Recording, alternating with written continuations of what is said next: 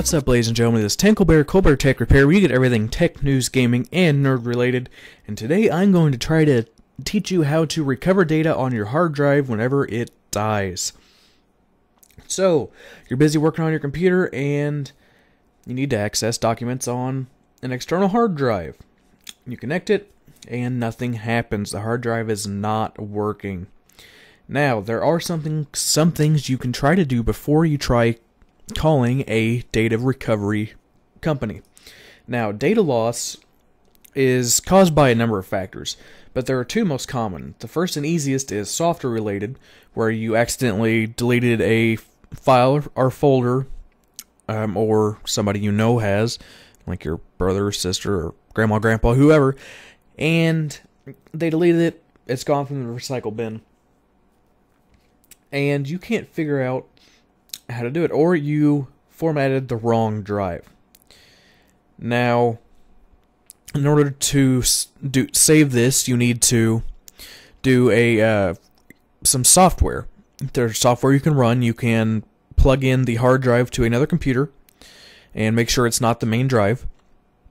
And you can run programs such as Test Disk, Recuva, and PhotoRec to recover those important files and hopefully any other files that are on there and transfer them to another drive. Now, the second most common problem is hardware problems. Now, this is a problem with the hard drive itself. Modern drives are very complex, so something in the line will go wrong eventually. Now, when a drive suffers from some form of failure, there's really nothing you can do about it to get the data back. And professional data recovery centers are usually required, but there are certain failures that you can attempt to resolve yourself. Now, there are a number of ways to do this. If you go about it with software, you would shut down the machine connected to your drive you've accidentally deleted the data from and move it to another computer to where it is not the boot drive. Now, you can make a clone of the drive and attempt a recovery from the clone using many clone softwares. I will list them down in the description below along with these. And you can scan the clone with a few different recovery programs. Now, there are a bunch of different recovery programs, such as, like I mentioned, Test Disk, Recuva, PhotoRec, Restoration, and Undelete Plus. You can use all those to try to get your data off there. Now, what if it was a hardware problem? Well, let's go over what a hard drive actually consists of. It consists of a PCB, which is a green circuit board. That's pretty much the CPU for your hard drive. It turns the ones and zeros into data that the computer can understand. There's platters, which are the thin circular platters. They spin around at 5,900 RPM, 7,200, and 10,000 if you got a Velociraptor. And this is where the media is actually stored on your data. And then there's the head assembly, which reads the data. And then there's firmware. Now, the drives run their own little mini operating system, and the firmware can actually go bad. So let's look at some common failures and symptoms that you might experience. Is your drive not spinning at all? Well, if it's not spinning up at all, it is probably a problem with the PCB. Now, I will show you a picture here. You can see there is two little things highlighted. This is the TVS diode, which is pretty much a fuse. What can happen here is the fuse shorts out and fails. Now, hard drive PCBs often have two of the diodes, which act as fuses, and there will most likely be two of these, one for the 5-volt rail and one for the 12-volt rail. And if you accidentally plugged into the wrong power adapter or experienced a power surge, the diode might have sacrificed itself. You can test this by using a multimeter, and if it reads 0 ohms, then it has shortened.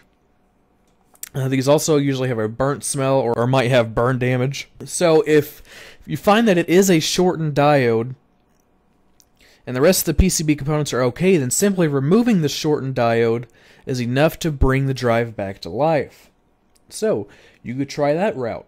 Now, also, if you think it's the entire PCB, you can find a matching PCB from the manufacturer, swap it over, and you're good to go. Now, there are many online providers that provide you a matching PCB. Some of them may even offer the ROM chip for you saving the hassle of soldering and damaging the chip. If the PCB was the only damaged component, then the drive's internals are okay, and after the replacement, your drive should be up and running again. Another PCB-related item to check is the head contacts. Sometimes they get corroded with time, but you can clean them with a rubber eraser. I'll show you the drive contacts in this picture here. You can clean them with a rubber eraser, get rid of all the tarnish and dust. Now, what if your drive is spinning and clicking? This is bad. Do not run the drive. This means your drive heads are failing. This is a serious problem. Your drive has platter damage, meaning it's been dropped, it's been hit, the platters have separated, something bad has happened. Now, this will have to be taken to a data recovery center to be fixed. Because powering up in this state could degrade the disk further to the extent where the data is no longer recoverable. It's best to power it off and leave it as is until you can send it to a professional recovery company. There's really nothing you can do there. Now, what if your drive spins up and it's detected by your computer, but it hangs when you try to access it?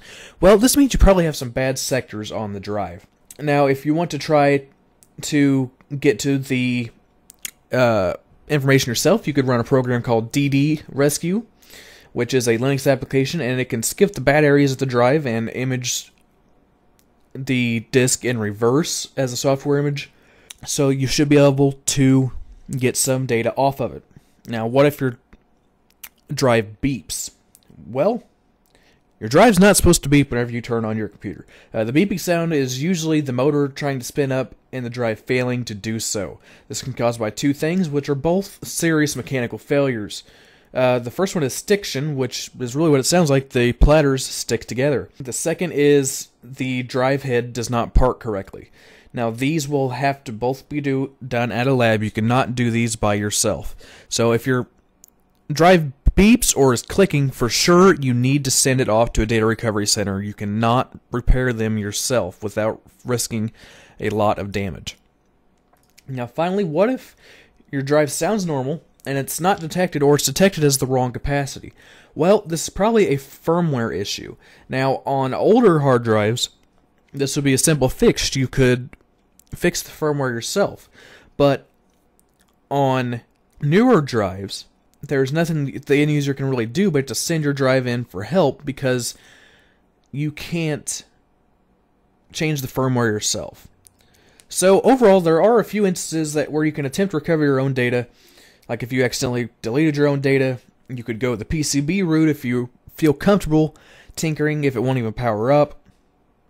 Other than that, like I said, if your drive is making bad noises, if it's spinning, if it's clicking, if it's beeping, then you need to turn it over to a data recovery center if the data is that important. Now, it will cost you some money, but remember, any attempts at data recovery are risky.